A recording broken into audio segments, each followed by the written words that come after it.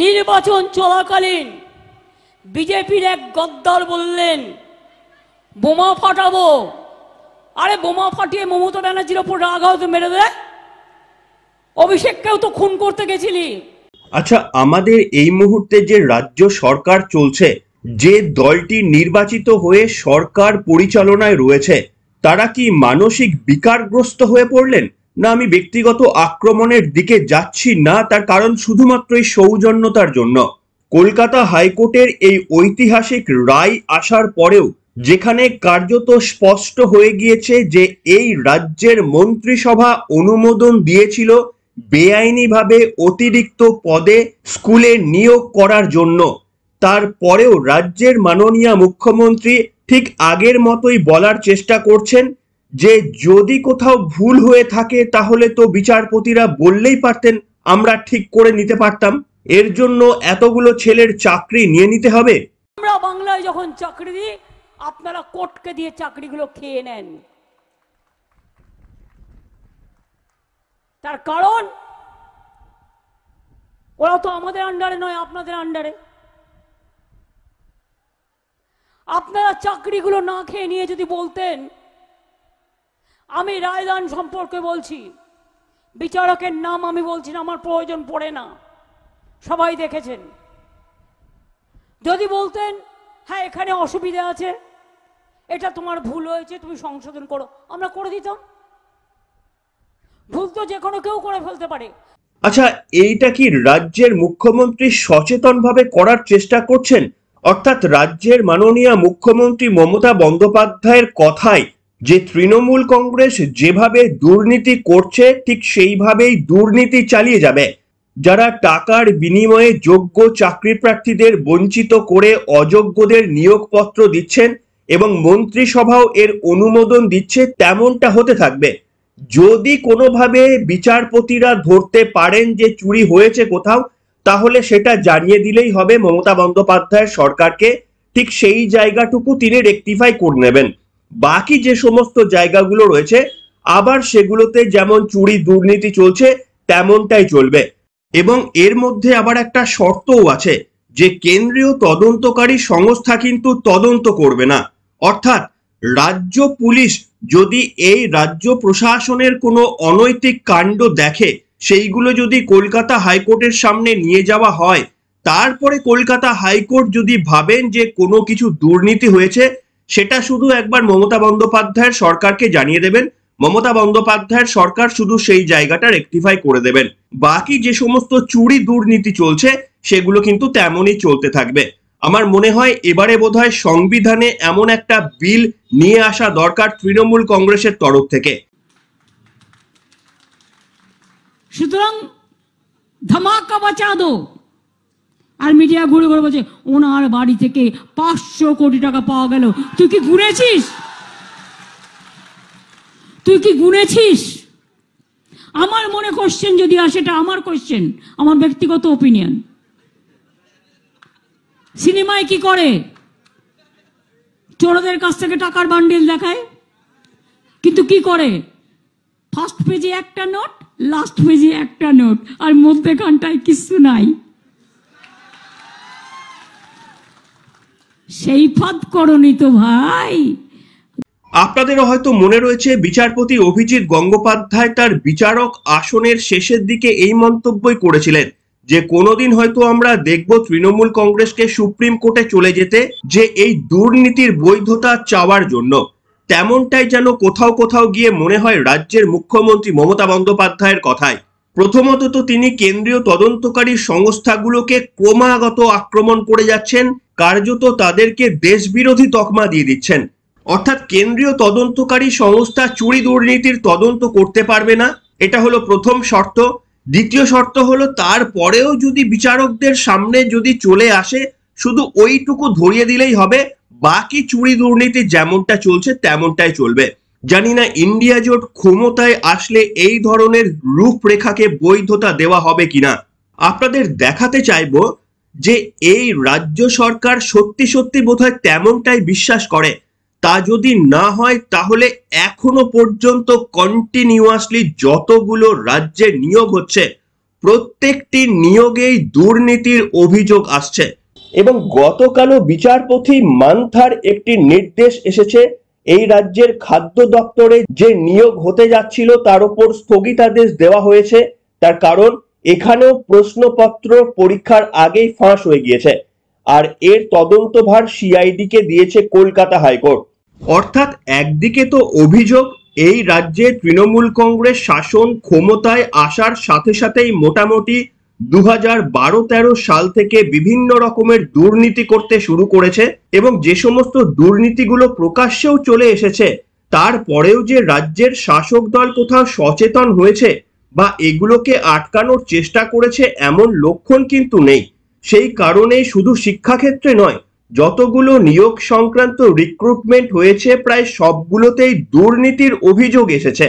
এবং রাজ্যের মাননীয় মুখ্যমন্ত্রী ওই দুর্নীতিগুলোকে কিভাবে আটকানো যায়, যারা দুর্নীতি করছেন তাদেরকে কিভাবে দল থেকে বহিষ্কার করা যায়, সেই নিয়ে সওয়াল না করে বারবার যারা দুর্নীতিগুলো সাধারণ মানুষের চোখের সামনে নিয়ে এসে কার্যত সমাজকে পরিষ্কারের যে কাজ করছে সেই কেন্দ্রীয় তদন্তকারী সংস্থাকে একদিকে যেমন আক্রমণ করেছেন, তেমনি আবার দুর্নীতির বিরুদ্ধে যখন বিচারপতিরা আদালতে বসে এজলাসে বসে রায় দিয়েছেন তখন বারবার তাদেরকে আক্রমণ করেছেন রাজনৈতিকভাবে। এই তো মোদিবাবু আপনার গ্যারেন্টি। প্রত্যেকদিন কাগজে এত এত মিথ্যে কথা। ওনার নাকি এখন মহিলা ভোট চাই, আমাকেই সহ্য করতে পারে না। দেশে আমি একমাত্র মহিলা আছে যিনি ওনার সাথে লড়াই করি, আমাকেই সহ্য করতে পারে না। ওনার এখন মহিলা ভোট চাই, তাই হাতে সন্দেশ নিয়ে ঘুরে বেড়াচ্ছে। আমরা বাংলায় যখন চাকরি দিই আপনারা কোর্টকে দিয়ে চাকরিগুলো খেয়ে নেন। তার কারণ ওরা তো আমাদের আন্ডারে নয়, আপনাদের আন্ডারে। আজকে বলুন তো, যারা একতরফা রায় দিয়ে 26,000 ছেলে মেয়ের চাকরি খেয়ে নিলেন, আর কি বললেন? বললেন এক মাসের মধ্যে এই 8 বছরের মাইনে সুদ সহ ফেরত দিতে হবে। পারবেন? পারবেন? যারা রায়টা দিলেন, আমি নাম বলছি না, তাদের ঘরের যদি কেউ হতো, সরকারি টাকায় চলবে, সরকারি টাকায় খাবে, সরকারি টাকায় সিকিউরিটি নেবে, সরকারি টাকায় সবটাই হজম করবে, আর কি বলবে? এই এক কলমের খোঁজা যাও, সবার চাকরি চলে গেল। আপনার নিজের ছেলে মেয়ে চাকরিটা চলে গেলে আপনি ভাবতেন না? এবং আপনারা মুখ্যমন্ত্রীর বক্তব্য শুনেছেন। গতকালও রাজ্যের মাননীয় মুখ্যমন্ত্রী একেবারে কলকাতা হাইকোর্টের তীব্র সমালোচনা করে বলেছেন, নিজে যখন বুঝতেও পেরেছেন যে এটা আদালত অবমাননার কাছাকাছি চলে যাচ্ছে, তখন প্রশ্ন করেছেন যে আমার বিরুদ্ধে কোর্ট অফ কন্টেম্প্ট করতে হলে করো, আমাকে জেলে পুরতে হলে পড়ো, কিন্তু আমি মানুষের পাশ থেকে সরব না। অর্থাৎ মানুষের পাশে দাঁড়ানোর নাম করে কার্যত আদালতকে তীব্র সমালোচনা করেছেন, যা এর আগে পশ্চিমবঙ্গের কোনো সম্মানীয় মুখ্যমন্ত্রীকে এই ধরনের কাজ করতে দেখা যায়নি। অন্যদিকে আজকে কিছুটা মুখ্যমন্ত্রীকে চেঞ্জ দেখা গেল। মুখ্যমন্ত্রী আজকে কিন্তু নিজের অস্তিত্বের সঙ্গে স্কুল সার্ভিস কমিশনের একটা হরাইজন্টাল লাইন আঁকার চেষ্টা করলেন।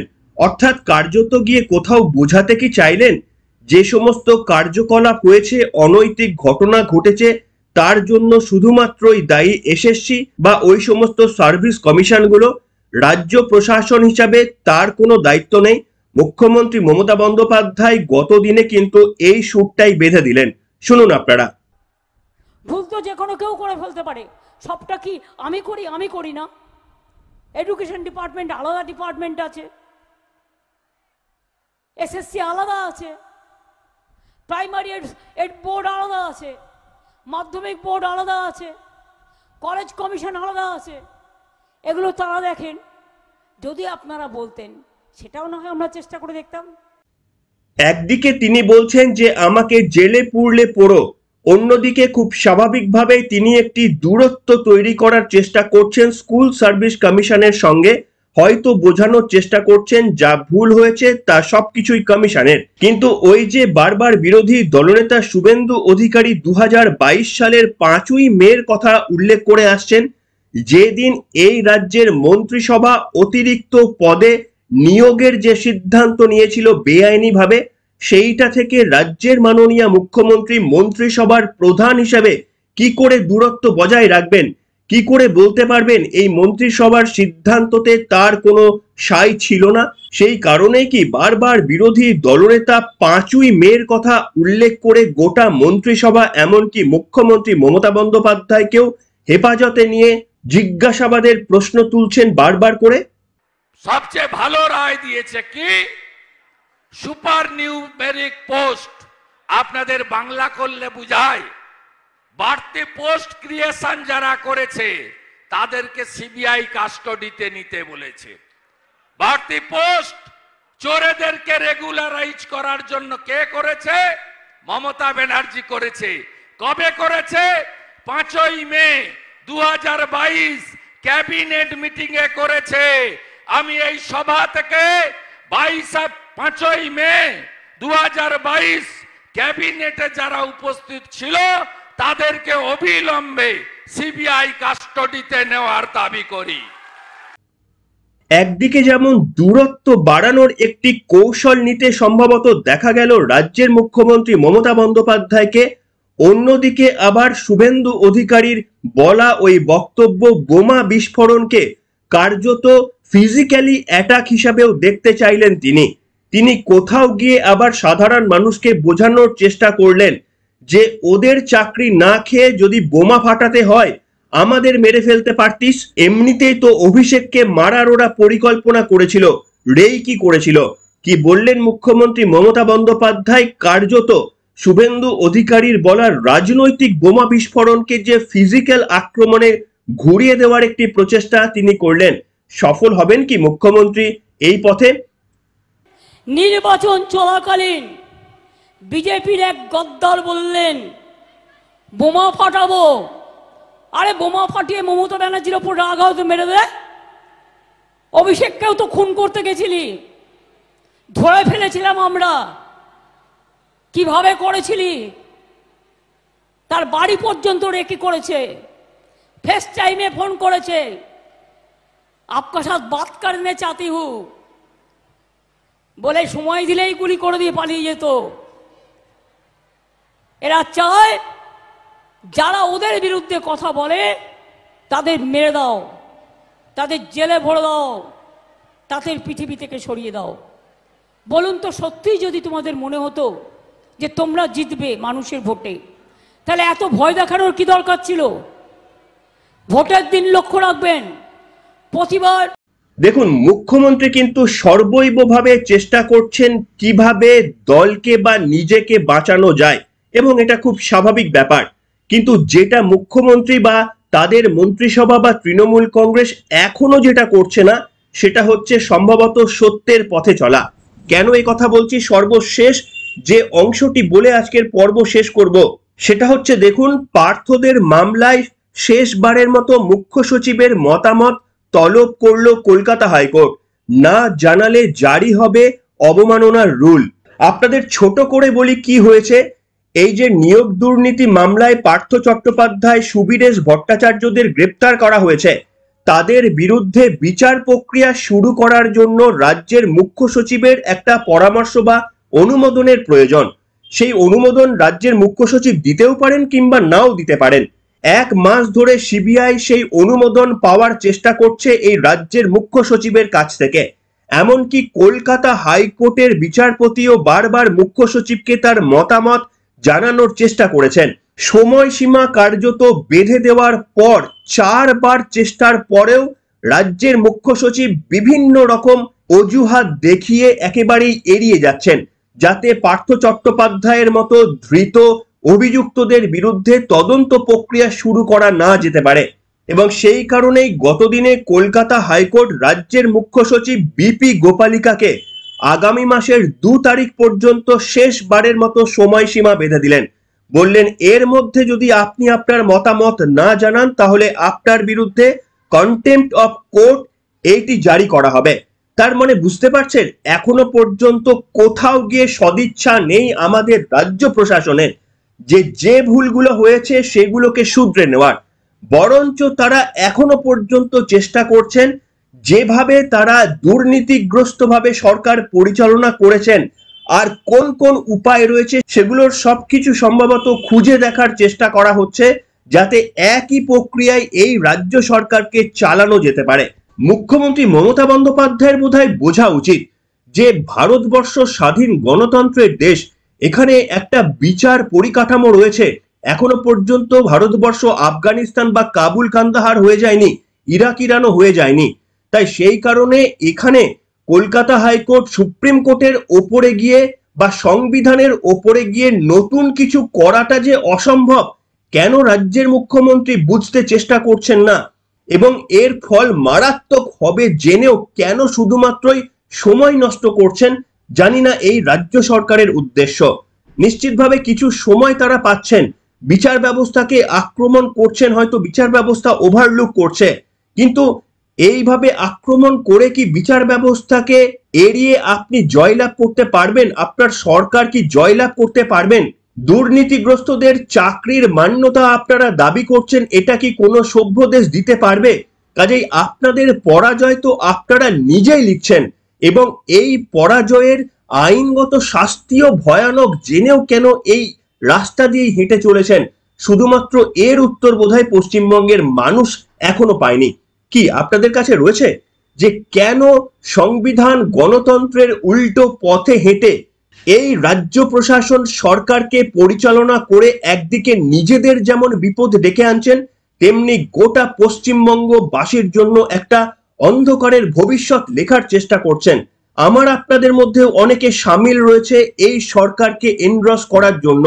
ভোটের লাইনে গিয়ে এই সমস্ত বিবেচনা করে যারা আমরা ভোট দিচ্ছি না, আমরাও কি সরকারের থেকে কোনোভাবে দায়ী? এটাও কিন্তু মাথায় রাখতে হবে আমাদের। এখনকার মতো এখানে শেষ করলাম। যে কোনো বিষয়ে বক্তব্য লিখে জানাবেন।